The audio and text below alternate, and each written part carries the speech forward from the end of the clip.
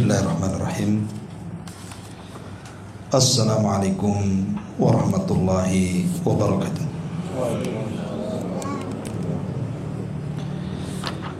Alhamdulillah wassalatu wassalamu ala Rasulillah wa ala alihi wa sahbihi wa mawalah wa la hawla wa la quwata illa billahi wa ba'du. Alhamdulillah, segala puja dan puji hanya milik Allah Jalla fi'ula. Salawat dan juga salam kita hadiahkan kepada Rasul kita Nabi besar Muhammad sallallahu alaihi wa ala alihi wasallam. Baik, kita akan lanjutkan kajian kita masih menyingkap rahasia dari nama Allah subhanahu wa ta'ala. Dan malam ini kita sudah masuk pada halaman ke-263, Ismullahi Al-Muqitu Al-Wasi'u.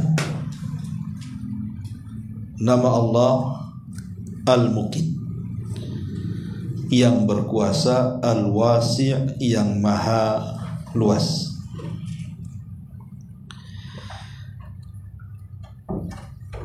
Nama Allah Al-Muqit tercantum di dalam dua ayat dalam Quran.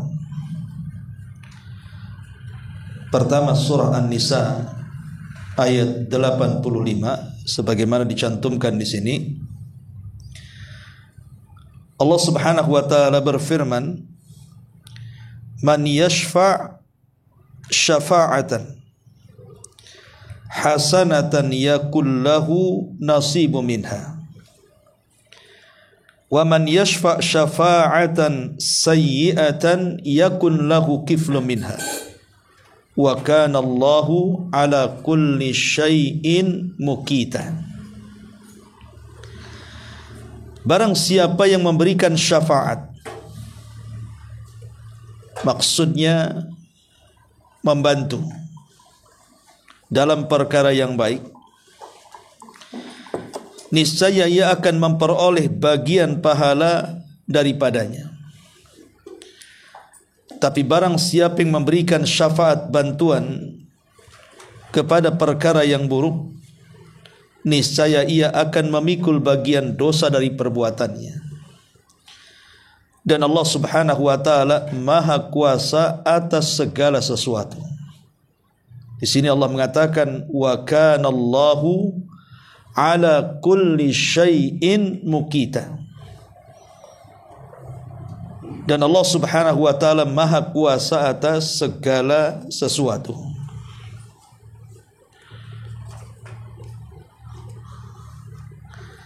Baik. Bicara tentang nama Allah Subhanahu wa taala Al-Muqit. Apa itu Al-Muqit? Para ulama menyebutkan beberapa makna tentang nama-nama Allah Subhanahu wa taala. Salah satunya Al-Muqit. Ada 3 makna yang masyhur dari kalangan para ulama. Makna yang pertama, maksudnya Al-Muqit artinya Al-Qadir. Dan itu semakna dengan innallaha ala kulli syai'in qadir. Sesungguhnya Allah atas segala sesuatu maha kuasa dan maha mampu. Maka sama juga dengan wa kana Allah ala kulli syai'in muqita, artinya dan Allah Subhanahu wa taala maha kuasa atas segala sesuatu. Lalu kalau seandainya makna Al-Muqit sama dengan Al-Qadir, kenapa kemudian diulang? Makna Al-Muqit ini lebih khusus dibandingkan makna Al-Qadir.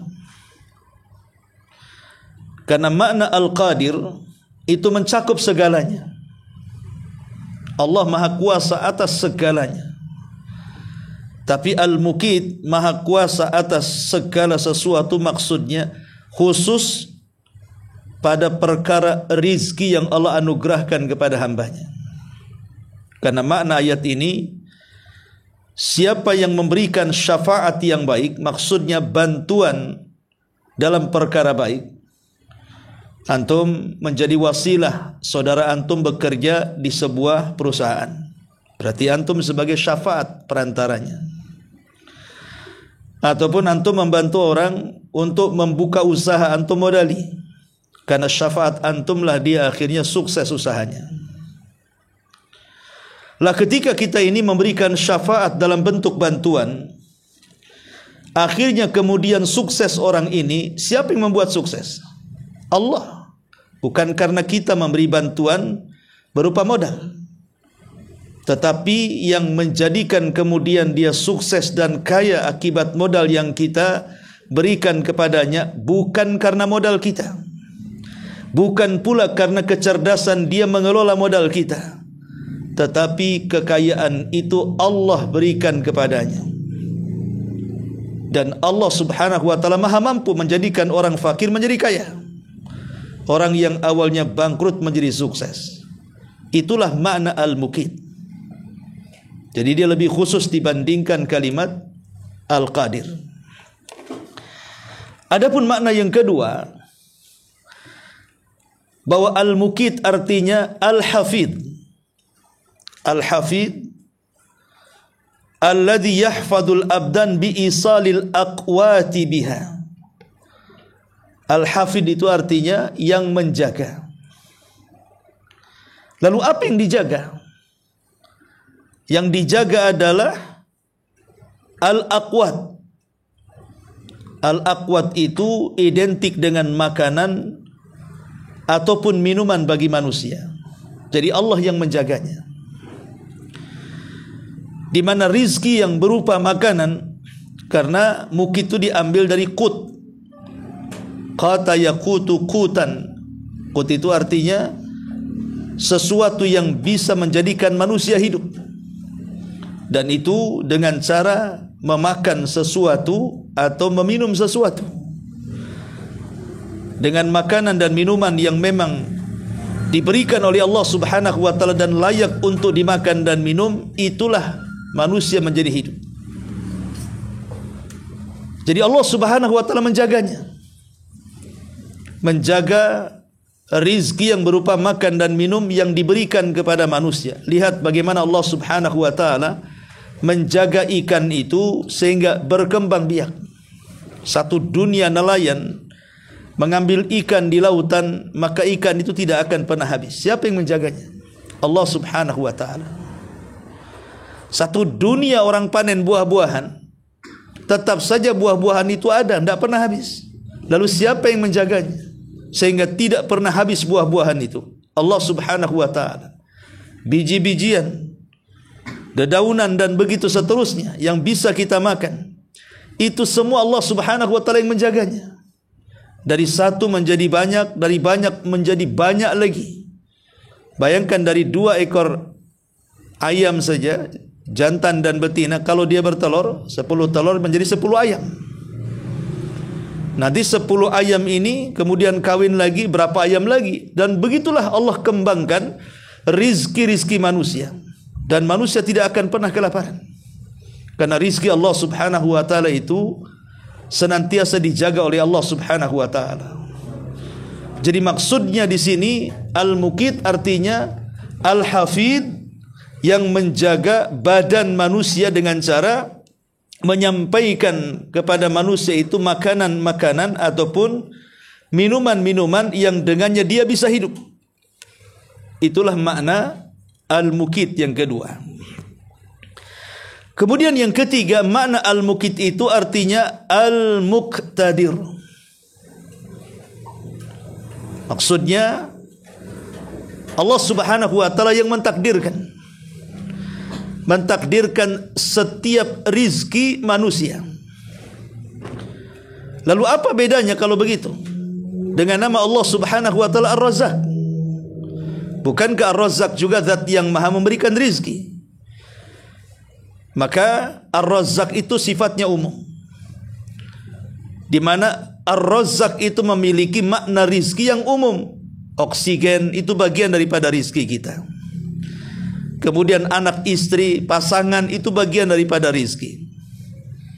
Kemudian pandangan, penglihatan, pendengaran, kaki yang bisa melangkah dan begitu seterusnya, termasuk alam semesta ini semua adalah rizki Allah Subhanahu wa taala. Tapi yang dimaksud di sini lebih khusus, Al-Muqit lebih khusus dibandingkan Ar-Razak. Di mana ini terfokus kepada takdir manusia soal yang berkaitan dengan al-aqwat atau qut, makanan yang dimakan dan minuman yang diminum manusia. Jadi Allah Subhanahu wa taala sudah menentukan takdir apa yang bisa dimakan dan apa yang bisa diminum manusia. Maka dari sini kita tahu bahwa makanan makhluk Allah itu karena sudah ditakdirkan masing-masing, maka akan berbeda satu dengan yang lainnya. Makanan binatang akan berbeda dengan makanan tumbuh-tumbuhan. Makanan tumbuh-tumbuhan juga akan berbeda dengan makanan manusia. Makanan manusia akan berbeda dengan makanan jin akan berbeda dengan makanan para malaikat dan begitu seterusnya. Dan Allah sudah mentakdirkan masing-masing, jangan lagi yang beda jenis. Yang satu jenis saja berbeda-beda. Hewan saja makanannya berbeda-beda tuh. Ada yang bisa makan daging, tak bisa makan sayuran. Ada yang hanya bisa makan sayuran, dia tidak bisa makan daging. Ada yang bisa makan dua-duanya. Manusia juga sama. Berbeda-beda kan. Ada makanan tertentu yang kalau seandainya dimakan berbahaya sehingga tidak dia memakannya. Ada makanan tertentu yang kalau dimakan menyehatkan badannya sehingga dia terus makan makanan itu. Ada yang suka makan daging, ada yang suka makan telur, ada yang suka makan ikan dan begitu seterusnya. Artinya karena takdir makanan dan minuman itu sudah ditakdirkan Allah, maka satu dengan yang lainnya berbeda-beda. Tentu Allah Subhanahu wa taala yang sudah mengaturnya karena Allah tahu maslahat kita makhluknya. Allah tidak menyamakan makanan itu satu jenis, tidak, tapi berbagai macam jenis sesuai dengan maslahat badan yang diciptakan Allah Subhanahu wa taala kepada kita. Itulah makna Al-Muqit, yang mentakdirkan setiap rizki yang lebih khusus yang berkaitan dengan makan dan minum untuk menyehatkan dan membuat kehidupan bagi manusia. Ma'asyiral muslimin wal muslimat rahimakumullah. Ada juga yang mengatakan makna Al-Muqit adalah Asy-Syahid, yang menyaksikan, Al-Hasib, yang membuat perhitungan dan lain sebagainya. Tapi yang jelas bahwa Al-Muqit adalah zat yang memberikan asupan makanan dan minuman kepada manusia. Dan ingat bahwa asupan dan minuman bagi manusia itu kan ada dua macam. Ada yang berkaitan dengan badan dan ada yang berkaitan dengan ruh. Adapun yang berkaitan dengan badan ma'ruf, sesuatu yang antum makan. Nasi, rendang, gulai, rawon, rujak dan macam-macam lah. Kemudian minuman dengan berbagai macam jenisnya, TO, TO Beng, apa semua, masuk semua. Itu yang berkaitan dengan badan. Dan cukup 1, 2, 3 kali saja sudah mencukupkan setiap harinya. Tapi di sana juga ada asupan, di mana asupan ini diberikan kepada ruh. Dan makanan ruh tentu akan berbeda dengan makanan badan. Karena ruh tidak akan menerima seperti yang dimakan badan. Adapun makanan ruh itu seperti iman, ilmu, zikir, ketaatan, ibadah dan yang semacamnya. Makanya Syekhul Islam Ibnu Taimiyah rahimahullahu taala itu kebiasaan dia kalau habis subuh dia tidak pulang. Maka dia akan terus berzikir, membaca Al-Qur'an mulai ba'da subuh sampai pertengahan duha. Ya jam 10 gitu, itu jam 11 baru balik. Tidak sarapan. Sehingga dikatakan kepada Syekhul Islam Ibn Taimiyah rahimahullahu taala, kenapa Anda lakukan seperti ini setiap hari? Maka Syekhul Islam Ibn Taimiyah mengatakan, inilah makan pagiku, inilah sarapan pagiku. Yang kalau seandainya aku tidak sarapan seperti ini, maka badanku akan lemah. Jadi Syekhul Islam Ibnu Taimiyah mengatakan, dengan cara berzikir dan membaca Quran dari ba'da subuh sampai jam 10 itu dianggap sarapan. Dan kalau seandainya luput satu hari saja, kata beliau, maka badan saya akan lemah. Dan ini melakukan puasa wisal, puasa yang terus menerus bersambung gitu ya. Maka Rasul mengatakan kalian tidak akan sanggup melakukannya. Kenapa? Karena kalian tidak diberikan makan dan minum oleh Allah, sementara aku diberikan makanan dan minuman oleh Allah Subhanahu wa taala. Makanya aku bisa kuat puasa 2 hari berturut-turut atau 3 hari berturut-turut. Karena ini adalah kelezatan iman. Jadi Allah Subhanahu wa taala memberikan asupan kepada ruh Nabi kita Muhammad sallallahu alaihi wasallam dengannya fallahul al-muqit wa al-khaliqul al-aqwat. Maka dialah Allah al-muqit dan dialah pencipta al-aqwat. Artinya dialah yang menciptakan makanan, dia juga yang menciptakan minuman. Siapa yang menumbuhkan padi? Ketika kita letakkan biji padi, petani itu tidak bisa menumbuhkan padi. Dia hanya mengambil sebab dengan cara menyiram, kemudian memberikan pupuk. Adapun yang menumbuhkan padi itu Allah. Karena buktinya tidak semua padi yang ditanam petani itu sukses dipanen. Banyak juga yang gagal panen, kan begitu. Artinya mereka tidak sanggup menumbuhkan itu. Mereka hanya sekedar meletakkan. Yang menumbuhkan Allah Subhanahu wa taala. Karena dia adalah khaliqul aqwat. Dialah penciptanya. Yang menciptakan biji-bijian kemudian mekar dan menjadi tumbuh-tumbuhan, akhirnya berbuah dan berbiji dan bisa dijadikan makanan ataupun minuman bagi manusia. Maka asar imannya adalah fawajaba syukru ala ni'amihil azim allati la tuhsa. Maka kewajiban kita adalah mensyukuri nikmat Allah Subhanahu wa taala. Dan kita ini tidak akan pernah bersyukur, tidak mengenal nama Allah Al-Muqit kalau kita tidak pernah merasakan lapar. Kalau kita tidak pernah merasakan lapar, coba lihat antum para pengungsi umpamanya, kan, akibat perang seperti di Palestina umpamanya. Bagaimana mereka susahnya makan. Terkadang bantuan diterjunkan dari helikopter, pesawat-pesawat ke lautan, berebut mereka. Seperti itulah kondisi mereka. Kita tidak pernah merasakan seperti mereka, sehingga kita ini tidak pernah merasa bersyukur ketika makan, ketika minum. Sementara mereka itu sangat bersyukur, karena kalau tidak makan dan minum mereka kelaparan dan bisa terancam dengan kematian.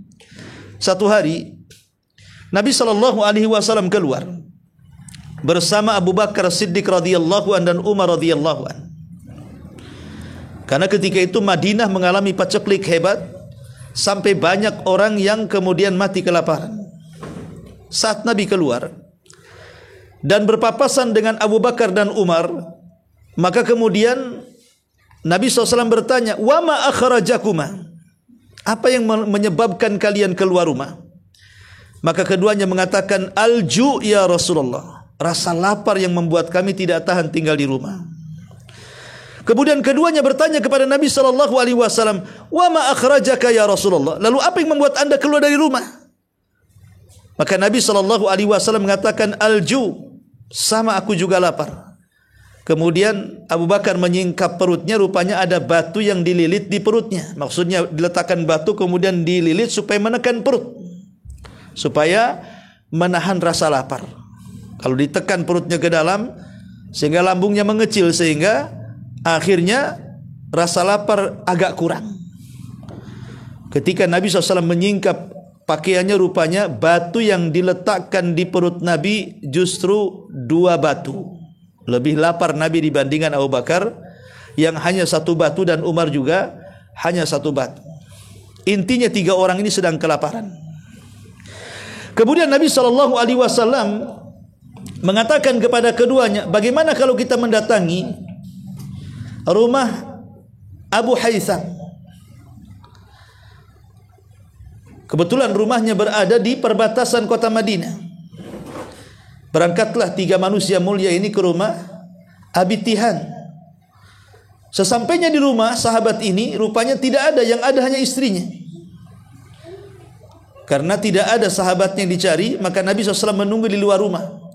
Selang beberapa waktu, muncullah Abu Haytham ibn Tihan ini. Ketika melihat Nabi SAW senang, karena memang itu tamu yang sangat mulia. Kemudian bersegera mengambil pisau dan hendak menyembelih kambing yang sangat besar, kambing pejantan. Kata Nabi SAW, jangan kau sembelih kambing itu, pasti itu kambing kesayangan. Sebaiknya sembelih kambing ini saja. Kemudian Rasul mengisyaratkan kambing yang kurus. Akhirnya kambing itu disembelih.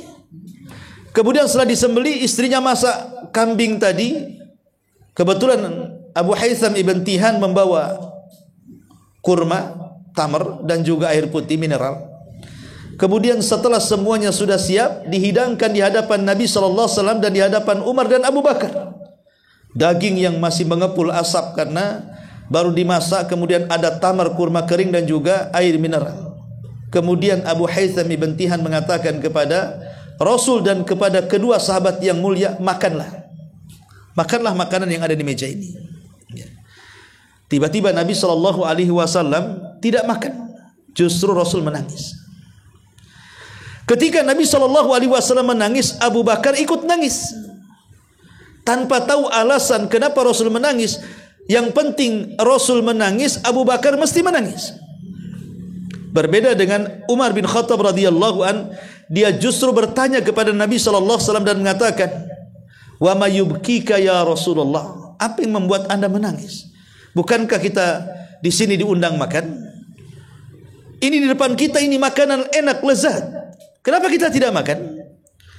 Maka Nabi SAW mengatakan kepada Umar bin Khattab radhiyallahu an, sesungguhnya telah turun kepadaku surah wahai Umar. Kemudian Rasul membacakan Alhaakumut takatsur hatta zurtumul maqabir sampai kepada yauma idzin tsumma la tus'alunna yauma idzin anin na'im. Tsumma la tus'alunna, sungguh kalian akan ditanya tentang nikmat yang di hadapan kita ini. Di mana Allah Subhanahu wa taala juga mengatakan dalam ayat yang lain, "Falyanzuril insanu ila ta'ami." Hendaklah manusia melihat tentang makanan yang dimakannya. Itu semua rizki dari Allah Subhanahu wa taala. Kalau kita tidak pandai bersyukur, maka semua akan ditanya. Minuman yang kita minum akan ditanya. Makanan yang kita makan akan ditanya. Lauk pauk yang kita masukkan ke mulut kita akan ditanya. Apakah ini benda halal atau haram? Dihasilkan dari halal atau haram? Ya. Dihasilkan dari syubhat atau tidak syubhatnya, semua akan ditanya. Satu biji nasi pun akan ditanya di hadapan Allah Subhanahu wa taala. Itulah yang membuat Rasul menangis.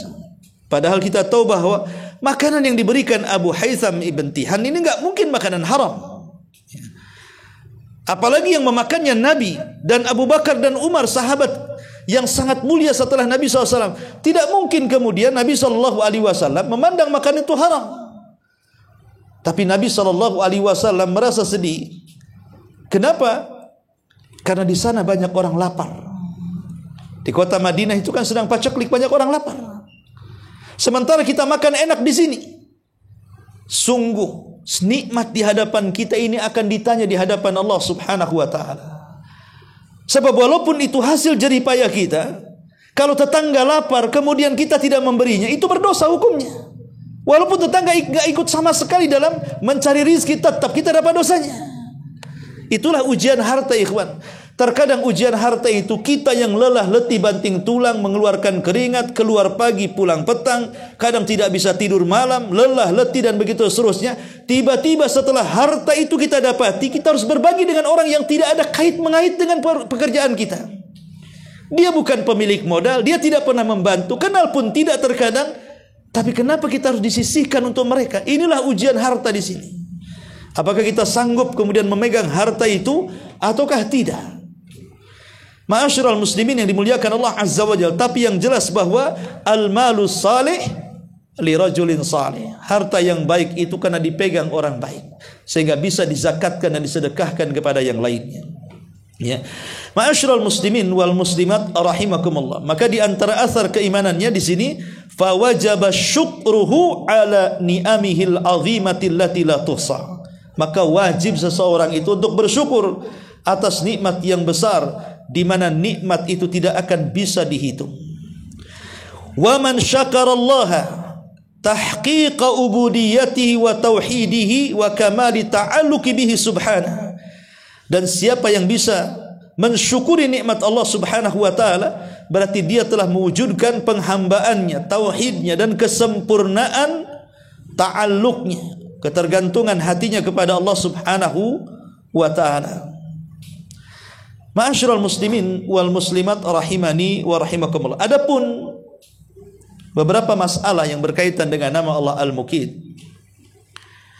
Pertama, seorang hamba harus menyempurnakan tawakalnya kepada Allah subhanahu wa ta'ala.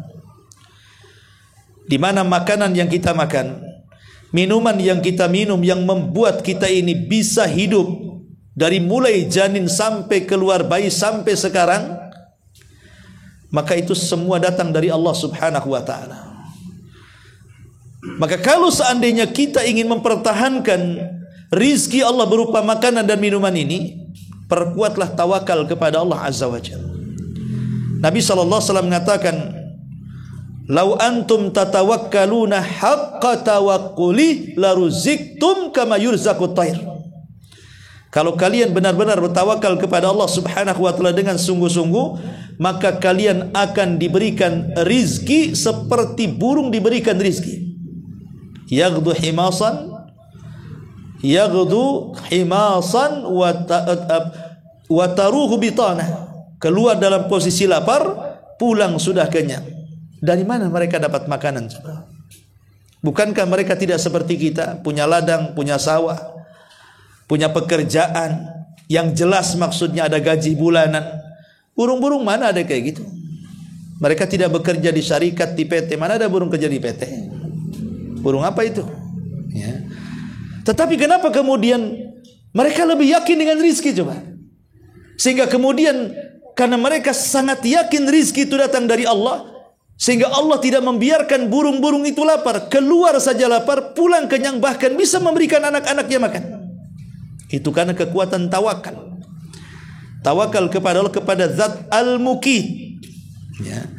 Kemudian yang kedua, yang berkaitan nama Allah subhanahu wa ta'ala Al-Muqit adalah Al-Iman Bismillahi Al-Muqit. Ketika kita beriman dengan nama Allah subhanahu wa ta'ala Al-Muqit, maka sudah seharusnya kita ini membalas kebaikan Allah yang sudah memberikan kehidupan dengan menjaga makanan dan minuman untuk kita, untuk semakin disibukkan dengan ibadah. Karena tujuan hidup kita itu bukan makan, juga bukan minum, tetapi makanan dan minum yang Allah anugerahkan kepada kita itu wasilah supaya kita bisa beribadah kepada Allah subhanahu wa ta'ala. Jangan seperti binatang yang hanya makan, minum, buang hajat, tidur, sudah selesai. Seolah-olah itu yang dikejar setiap harinya. Karena orang-orang kafir itu seperti binatang juga. Mereka tidak punya tujuan hidup.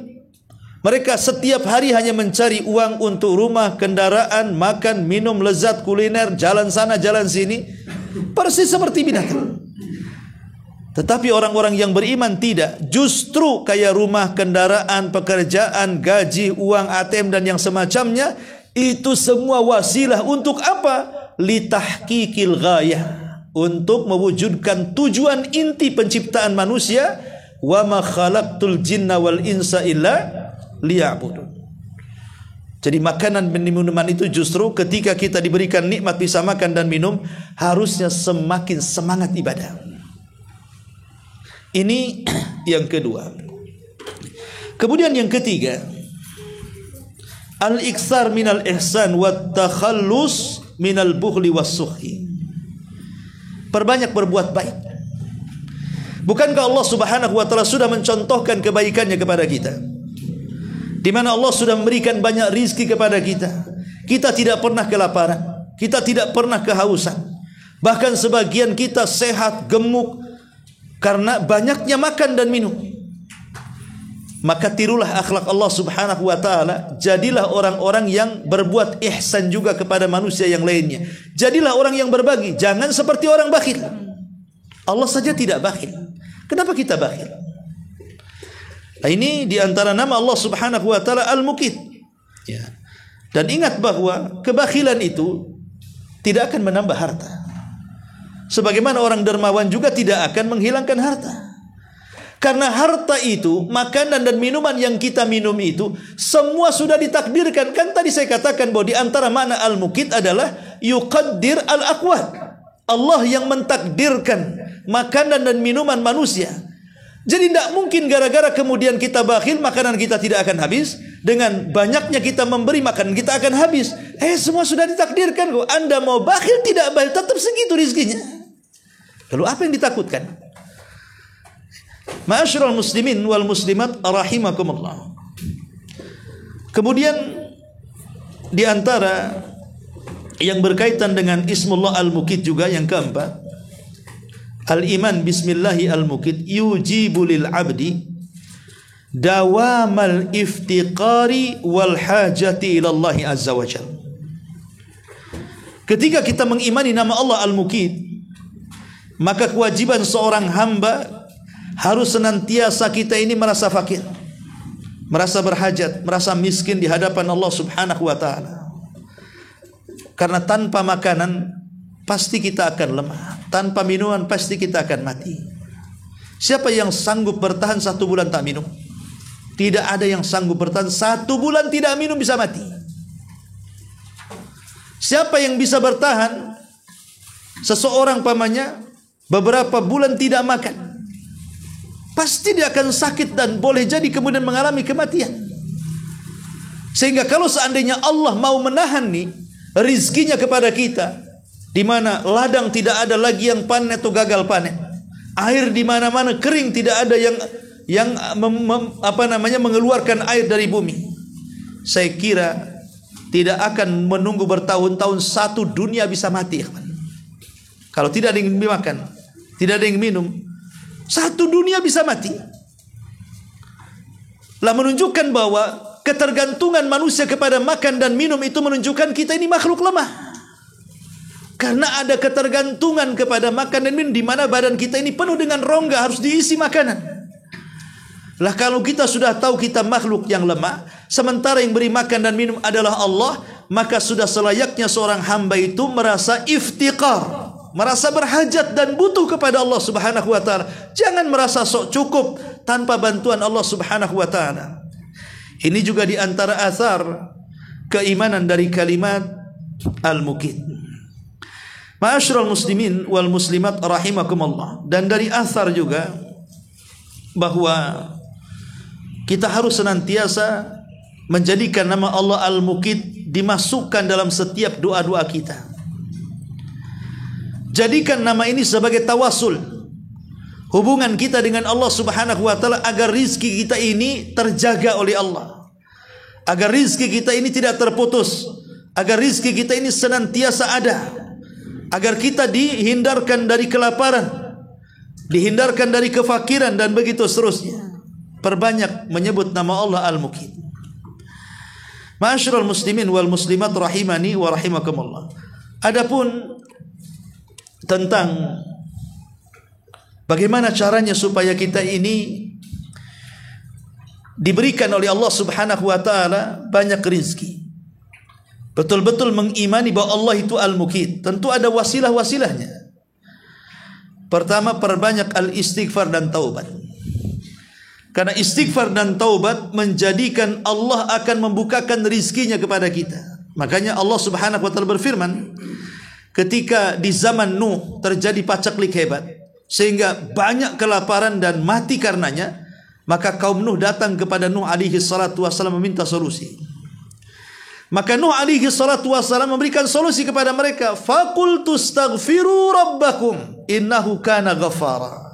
Nuh mengatakan, beristighfar kalian, karena Allah itu zat yang maha pengampun atas dosa-dosa kalian dan zat yang maha pengasih atas kalian. Kemudian Nuh menjanjikan buah daripada istighfar, yursilis sama alaikum midrara. Maka dengan istighfarnya kalian, kata Nuh, Allah pasti akan hujani. Dan hujan itu air, dan air itu adalah pusat kehidupan. Cukup sampai di sini? Tidak. Allah mengatakan wa yumdidkum bi amwalin wa banin. Allah perbanyak harta dan kekayaan kalian, serta Allah perbanyak anak dan turunan kalian. Wa yaj'al lakum jannati wa yaj'al lakum anhara. Bahkan Allah Subhanahu wa taala akan suburkan ladang dan sawah kalian. Allah akan aliri sungai-sungai kalian. Malakum gimana ayatnya? Wa yaj'al lakum anhara. Intinya bahwa kenapa Allah Subhanahu wa taala tidak diagungkan oleh kalian kalau sudah tahu bahwa Allah yang memberikan rizki kepada kalian. Tapi dalam ayat ini Allah Subhanahu wa taala menjelaskan tentang bahwa istighfar, memperbanyak istighfar akan menggugah al-mukit. Allah Subhanahu wa taala menjaga rizki-rizkinya kepada kita, terutama yang berkaitan dengan makanan dan minuman kita. Kemudian yang kedua, taqwallah. Bertakwa kepada Allah Subhanahu wa taala. Bukankah Allah yang mengatakan wa man yattaqillaha yaj'al lahu makhraja wa yarzuqhu min haitsu la yahtasib. Siapa yang bertakwa kepada Allah, Allah akan mudahkan jalan keluarnya. Bahkan Allah akan berikan rizki dari arah yang tidak disangka-sangka. Maka takwa juga bisa menggugah Zat yang Maha Al-Mukit, memberikan rizkinya dari arah yang tidak disangka-sangka. Kemudian at-tabkir fi talabi rizki. Berpagi-pagi dalam mencari rizki, jangan malas. Kenapa? Karena Nabi SAW pernah mendoakan umatnya dengan mengatakan Allahumma barik li ummati fi bukuriha. Ya Allah, berkahi umatku di waktu paginya. Waktu pagi, waktu berkah. Maka lihat orang-orang kafir itu terkadang sebelum subuh mereka sudah ke pasar kan? Ya, karena memang intinya mengejar dunia. Tapi umat Islam ya tentu salat subuh dulu.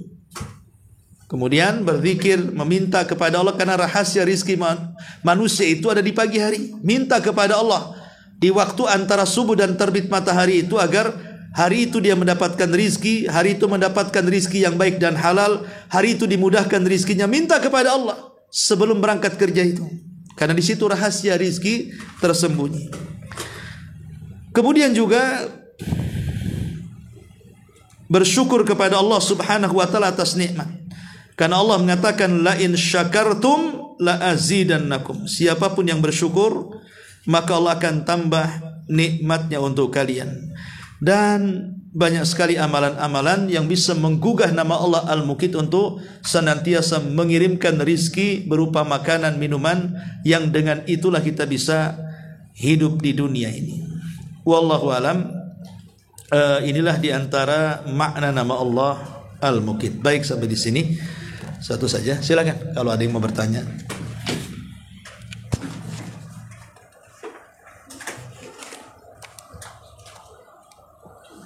Ya. Mengenai tadi yang sampaikan segitu aja dari pagi hari karena doa Nabi Muhammad itu. Bagaimana jika dulu waktu saya masih kerja di pabrik itu kerja malam? Nah, itu bagaimana dengan hubungannya dengan yang tadi? Iya, sip-sipan kan? Iya. Ya itu kan terkait dengan aturan PT kan itu. Tapi yang jelas bahwa kerja di malam hari itu menyelisih fitrah. Allah sudah jadikan ada siang ada malam. Dari suhu saja Allah bedakan. Di mana malam itu agak redup, pakai bulan, agak dingin, pas untuk istirahat. Tapi kalau siang itu panas, sorot matahari, belum lagi gaduhnya manusia, sehingga susah untuk beristirahat. Memang digunakan untuk bergerak. Dari cuaca saja sudah kita tahu bahwa mana untuk waktu istirahat, mana untuk waktu bergerak. Kenapa siang itu waktu bergerak? Makanya Allah tambah cahayanya supaya menggugah darah kita, supaya kita itu bergerak kan itu. Jadi sebenarnya kalau bekerja di malam hari itu menyelisih fitrah. Dan kalau sudah menyelisih fitrah biasanya membahayakan kesehatan. Membahayakan kesehatan. Karena bagaimanapun tidur malam walaupun hanya 3 jam atau 4 jam itu lebih sehat dibandingkan tidur siang walaupun sama waktunya 2 jam 3 jam. karena memang menyelisih fitrah dan menyelisih sunnah juga. Cuman kan masalahnya kan aturan di PT bukan aturan kita yang main. Kalau yang punya PT Ustadz ya mungkin lain lagi.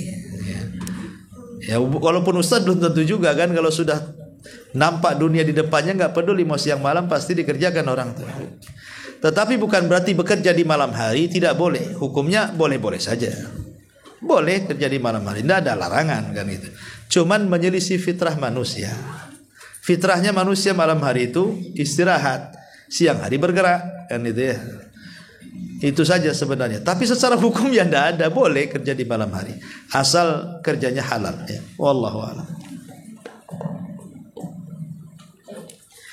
Baik, sampai di sini. Subhanakallah bihamdika asyhadu an la ilaha illa anta astaghfiruka wa atubu ilaik. Allahu taala alam. Assalamualaikum warahmatullahi wabarakatuh. Waalaikumsalam.